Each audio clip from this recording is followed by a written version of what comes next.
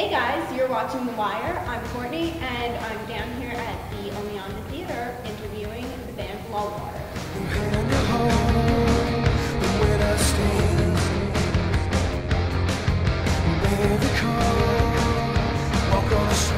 guys are originally from where? Athens, Georgia. And how did you all meet and form as a band? Well, we started in a basement on Lullwater Drive. In a little basement back in college. We all met in Athens, joined school there.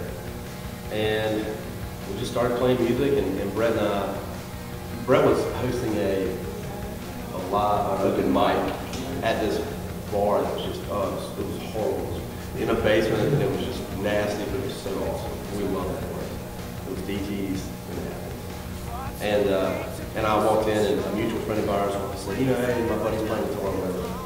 And I came down there, and Brett was playing, and I had a show that night where I was playing an acoustic show. Me and Brett just hung out and, clicked. And then you played the show, and we played the show together, and it just kept doing it. Anything to add? Well, now we have Roy and Joe, newest additions. Yeah. Joe's the new drummer. Amy's been with us for about 2 years. Jared's first tour with us. Yeah, this is my first tour with these guys. What an adventure it has been. So I know you guys came out with your debut album last March on Spectre Records, Lullwater. Are there any plans to release a future album, or are you guys just going to keep going on tour? Or?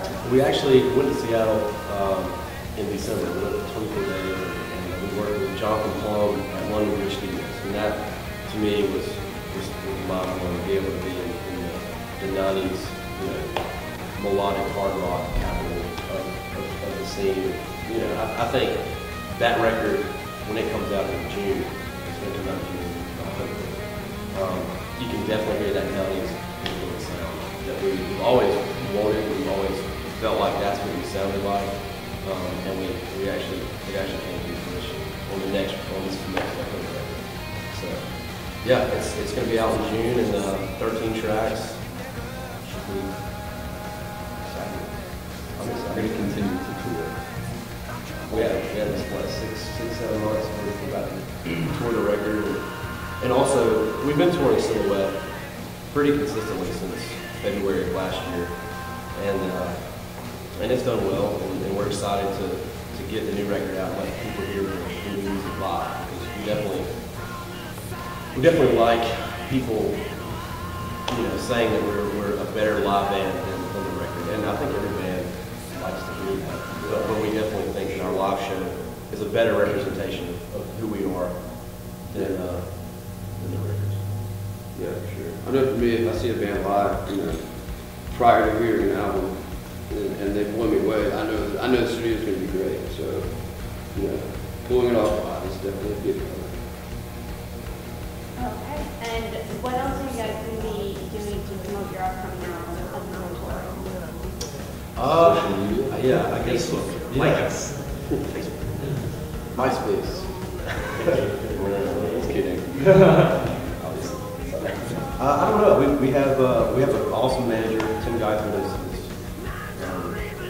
He's a great friend, also a great manager and booking agent that really put a lot of himself into it. So, we're just gonna keep doing it, keep working, and let him tell us what direction we think we're gonna go, and see if it works. Keeps us alive. Definitely.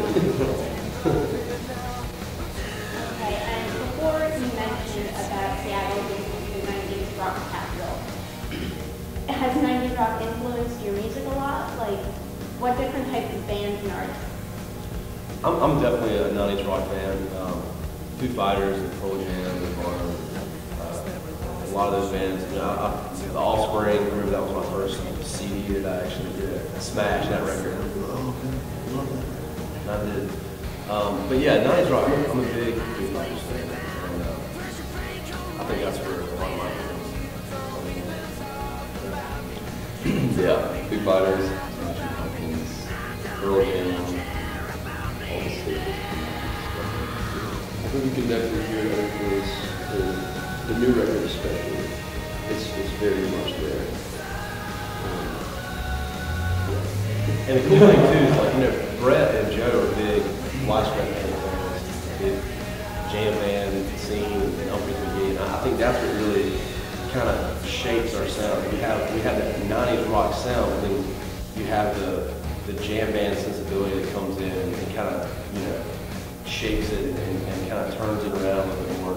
I know Brett's solos and the dynamics of the way he plays are just, they're incredible. I think that just fits into this one. And a new variation. Even the old stuff too. Yeah, it sounds like the new stuff, sort of, you know, with this lineup. To me, it's like, you know, that old, the silhouette is definitely up to speed with the new stuff, for sure.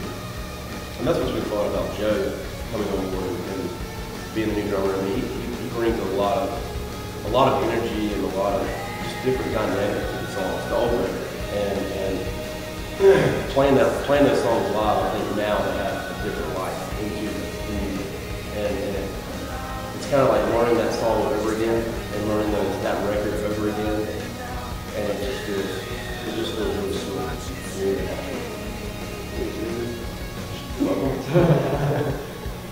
Now, if you guys could tour with any other band or musician still living, who would that be? Foo Fighters, definitely. I would say Foo Fighters. Unquestionably. That would be a dream come true. And Ray, what? Well, I want to tour Foo Fighters. Asian Kung Fu Generation is my out there weird dreams Japanese rock band. They are pretty sweet. I've recently been introduced to them, and they are awesome. They are Japanese Foo Fighters. Kind of. Okay, and speaking of the ideals, if you guys could play any venue anywhere in the world, where would that be? Red Rocks. For me, Red Rocks. And set up a little show at the Parthenon in Greece and see how that goes. That'd be pretty sweet too. On the mountain. Not bad. Yeah. But Red Rocks. Red For the Rocks. States for sure. Madison Square Gardens. Yeah, Earl's Court, and I think. What equipment do you guys use? I use a Mesa F100 and Gibson Les Paul. I'm a pretty run-of-the-mill guy. I've got a Holy Grail reverb pedals, and that's pretty much what I like to use.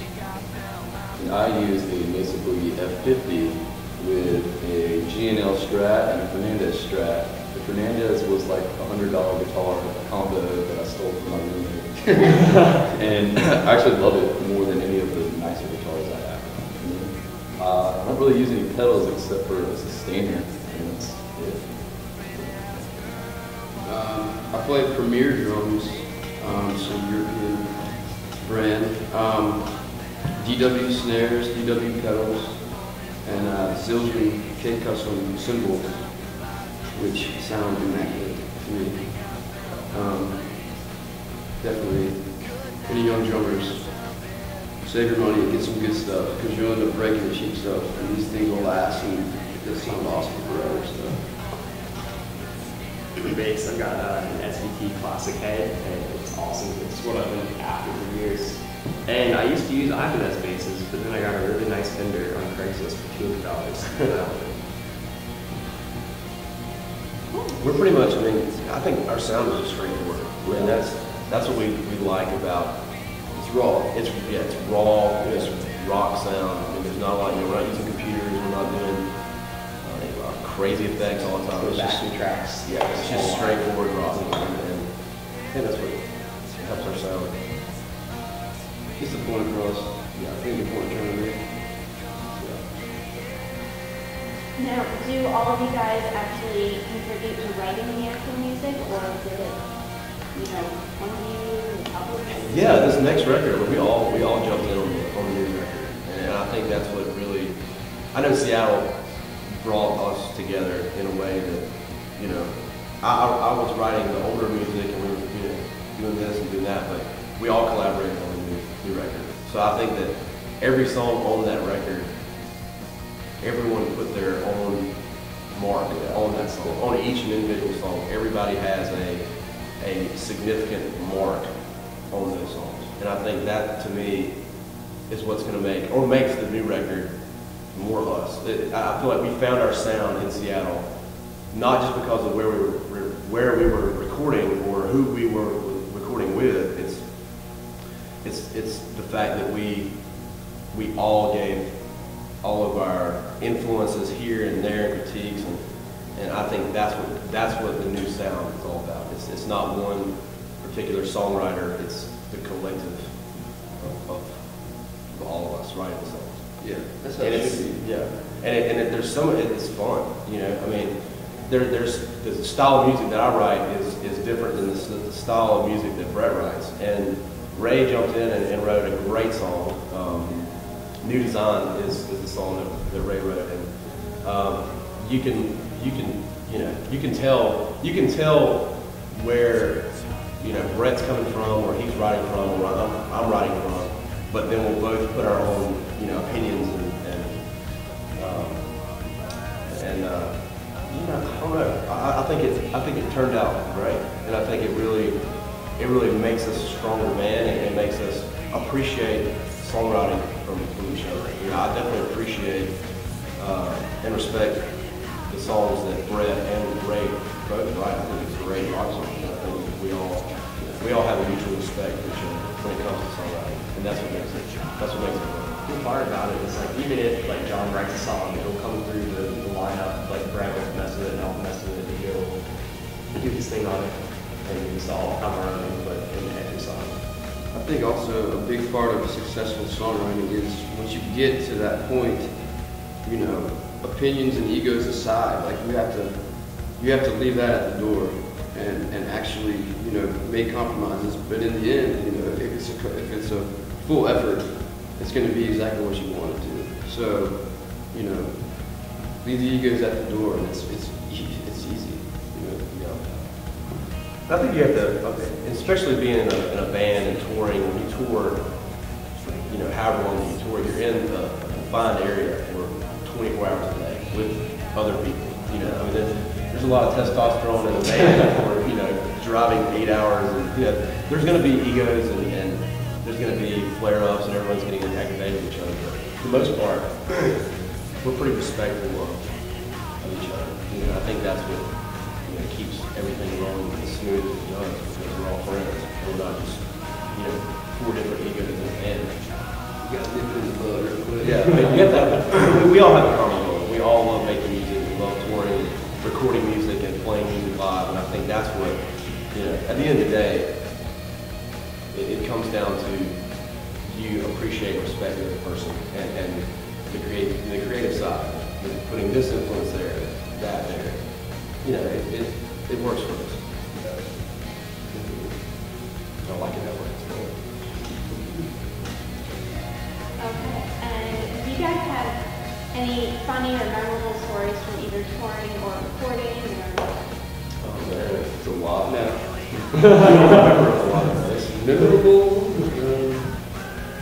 Oh man. I'd say recording. I mean, Seattle, London Bridge, and we walked in, and there's, you know, platinum records and gold records and all these, you know, Pearl Jam 10 was recorded there, Flying Melon, Soundgarden, Alice in Chains. We walked in and just being 9 o'clock bands, just really.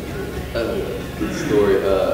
We pulled over to get gas, like somewhere in South Carolina one time. And this like lady comes running up to me and goes, "Congratulations, you've won a prize." I'm like, "What?" And she hands me like an index card where she had written free prize. She's like, "Come over here and claim it." It was this like little like trailer thing. So we get over there and he's like, here's your free prize. I was like, "What did I do?" They're like, It's a keychain. "Yeah, it's a keychain." It said Lady Luck. Ironic. And then they had this game. They're like, "Hey guys, you want to win like $20?" They're like, "Sure." So it was like $5. You roll these like little balls into these holes, and it's like this. It's like a prison yard game. Yeah, it's like a prison yard game. Anyways, he's like, "Oh, congratulations, you won $20." And he's like, "All right, for $40, you can win 100." So we kept doing this back and forth thing of getting our money up and then losing it right away. And basically they scanned us, and this lady's like, "Oh my God, he had to get 100 points." She's like, "I've never seen anyone get to 99. It's a miracle." I think my favorite part has been actually last night. This is my first time in New York City, and it chewed me up and spit me out. And I would not have had it any other way. That place blew my mind. That's awesome. So I think last night has been my favorite so far. It will be topped eventually, but that was incredible. It was. Yeah. Okay, and unless you guys have any other stories, is there anything else you want to tell our viewers? Lullwatermusic.com. Like us on Facebook. Yeah. Yeah, and we're giving away, there's free downloads from songs from the new record. I guess we've got 5 up there now. We're giving away a lot of music. And, yeah, download it for free. Lullwatermusic.com. Nice. Okay, well, that's all the time we have, so thank you guys so much. Thank you. Thank you for having us.